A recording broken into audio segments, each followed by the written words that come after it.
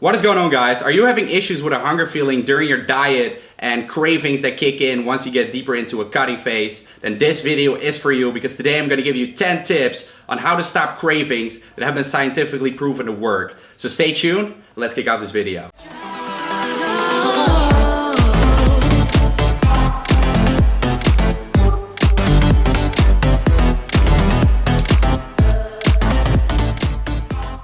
So first, a little announcement. As you can probably tell from this video, I'm bringing back like the strictly informative videos where I talk about certain topics. So that's what I'm going to do today. Lately, I've only been producing vlogs, and a lot of people have been wondering like where are the old school informative videos that are short and sweet, me just giving a few tips on a certain topic. But this is going to be next to the vlogs, all right? So this is going to be bonus content, so you guys can expect like even more content right now. So if you are excited for that, then make sure to give this video a thumbs up, and let me know in the comments down below what you think and if you have any other ideas for informative videos. So today we're going to start off with the 10 tips for dealing with cravings during a cutting phase. So my first tip would be losing 1 to 2 pounds maximum of weight per week. Now in the first weeks this can be a little bit more because you also drop water and glycogen.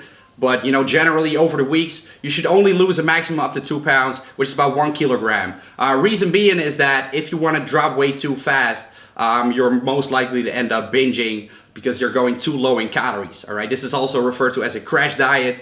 Those diets are very, very effective in the short term, but not in the long term. You cannot sustain those diets, and they will lead to, you know, a lot of hunger. And most people that follow these diets will end up into periods of losing a lot of weight, then binging like crazy and gaining all the weight back. So it is not a good way of life. It's also definitely not healthy, and it will not help you get results in the long run. So take it slow and steady, because fitness is not a sprint, it's a marathon. You want to do this for a long, long time and be able to stick to it easily. So make sure to keep that in mind.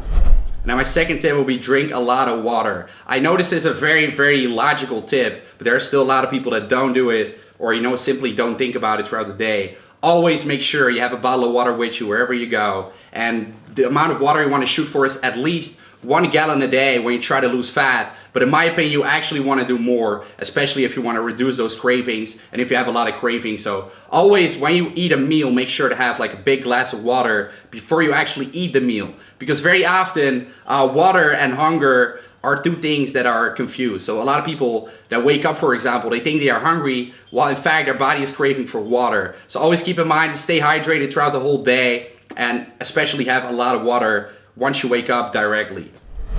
Now my third tip would be eat more slowly, all right? This is a problem that I see with a lot of people, and the reason you want to eat very slowly is because it takes your brain about 20 minutes after you start eating to send signals to your body of fullness, all right? So it is actually the reason why during an eating challenge I try to eat as fast as possible, because then you basically just kind of like, you know, you trick your body into thinking that you're still hungry because it doesn't realize yet that you're eating a lot of food, all right? But in a cutting phase, you obviously want to do the opposite, because you don't want to eat a lot of food. So you want to eat very, very slowly. And next to obviously providing those signals to your body of fullness, it would also just really, really help mentally, because it makes you just, you know, have the feeling that you're eating more food because you're not eating the food as quickly. So what I personally do is, for example, I may like watch a movie, or I may do something while I'm eating so that not all my focus is on the food. So I may take like a few bites, then wait for a bit, have a bit of water, work for a bit, eat more, and do it that way, because that just really helps with postponing that time.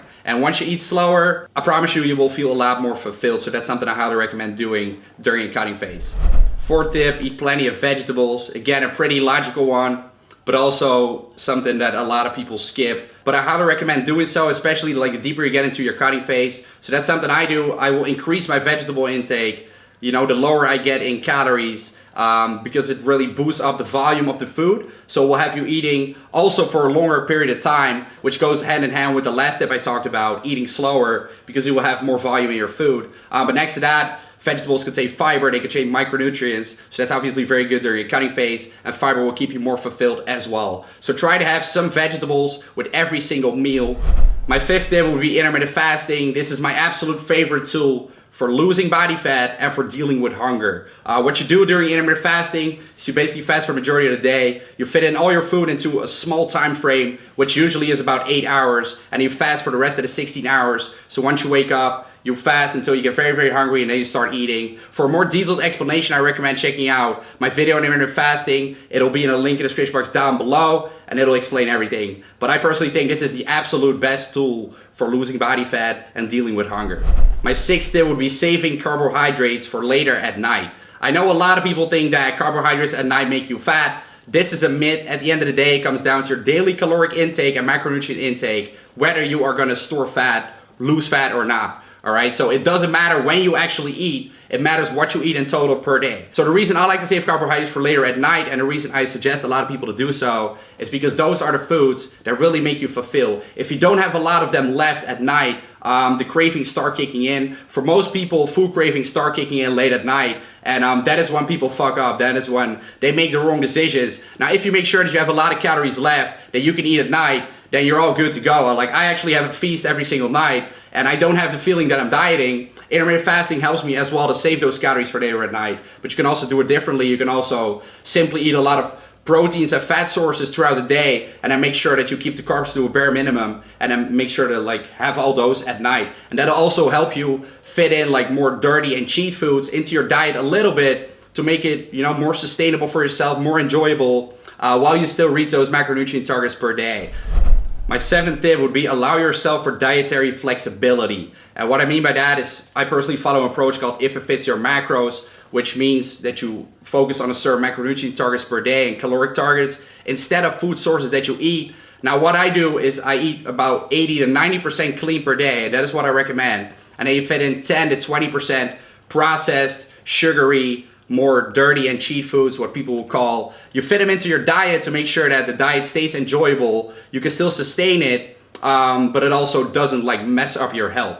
All right, because at the end of the day, health is important as well. You may look great from the outside, but you also want to be healthy from the inside. So that's why my guideline is 80 to 90% clean whole foods that are micronutrient dense as well. And then the rest you can fit in some more enjoyable foods, dirty foods, to make sure you can stick to your diet on a daily basis.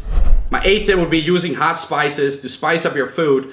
This can be like hot sauces. It can be, you know, cayenne pepper on your food. And this has been proven to actually, you know, slightly boost your metabolism and improve fat burning, even though that is kind of like a minimal effect in my opinion. The bigger effect is that it actually reduces appetite. It suppresses your appetite. And that is what I personally really notice as well when I, you know, spice up my food. So I highly recommend you guys doing that. And then my 9th tip would be get in enough fiber, which I recommend getting in 15 grams of fiber per 1,000 calories if you want to suppress your appetite and deal with your cravings. So that will mean if you're on a diet of 2,500 calories per day, you would have to eat 45 grams of fiber. You can get fiber from a lot of starchy carb sources, from vegetables, fruits, etc. So make sure to stick to the whole foods that will provide you high fiber intake as well. You can track those in an app like MyFitnessPal, where I also track my macronutrients and calories. My 10th and final tip is to keep fat intake high enough. I know a lot of people like to drop their fat intake during a cutting phase, and the reason you shouldn't go too low in fats is because fats, they keep you very, very satiated during the day, all right? Especially if you combine it with a protein source and with vegetables. They are simply a very satiating food. Now, next to that, obviously, the reason you want to keep your fat intake high as well is for hormonal balance. If you go too low in fats, that will actually mess with your hormones. So, you know, next to messing up your appetite, it'll actually be dangerous as far as your health is concerned, and that will not be optimal for your gains either. But I simply recommend, you know, keeping your fat intake like high enough.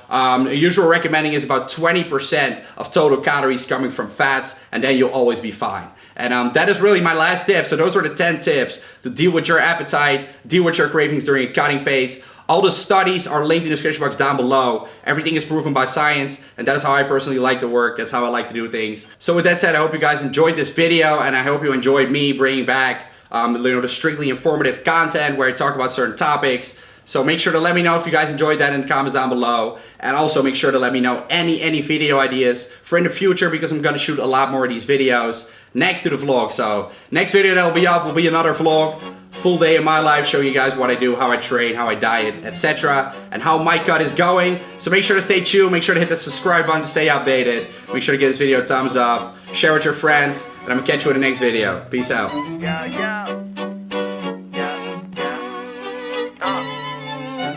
State of the art, playing my cards. Keep that wordplay swinging like I'm hanging on bars. Keep on playing your part. We ain't need your negativity. And to you nappy kitties, I will be your epiphany.